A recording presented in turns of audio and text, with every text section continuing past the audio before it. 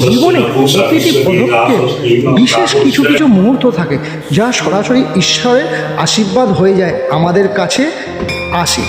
আজ আমাদের ছোট সোনার জীবনে তেমন এক পবিত্র দিন।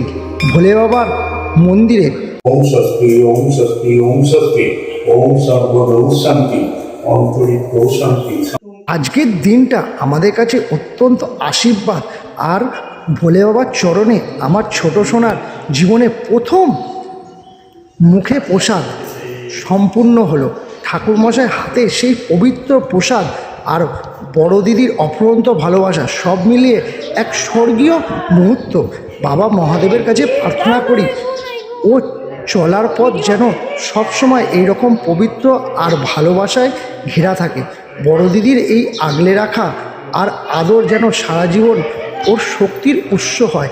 সবাই আশীর্বাদ করবেন আমার রাজকন্যা, আজকে আমার রাজকন্যার মুখে প্রসাদ, তাই সবাই আশীর্বাদ করবেন ও যেন বড় হয়, অনেক বড় হয়। তো এই বাবার ভালোবাসা আর এই শুভকামনায় রইল।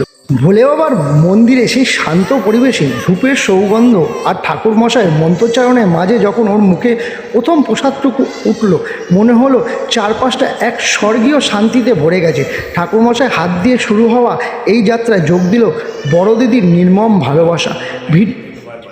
ভিডিওটির স্লো ফ্লেম আমাদের হৃদয়ে এক একটি আবেগের গল্প। বড় দিদি যখন পরম আদরে ওর মুখে প্রসাদ তুলে দিচ্ছে, সেই দৃশ্যটি বলে দেয় আগামী দিনে ওরা যেন একে অপরের হাত ধরে পথ চলবে। হে মহাদেব, তোমার চরণে আমাদের প্রার্থনা, আমার মেয়েকে সুস্থ রেখো, ভালো রেখো, ওর জীবনে যেন সবসময় আজকের দিনে প্রসাদের মতো পবিত্র, এই দিদির ভালোবাসার মতোই সুন্দর হয়।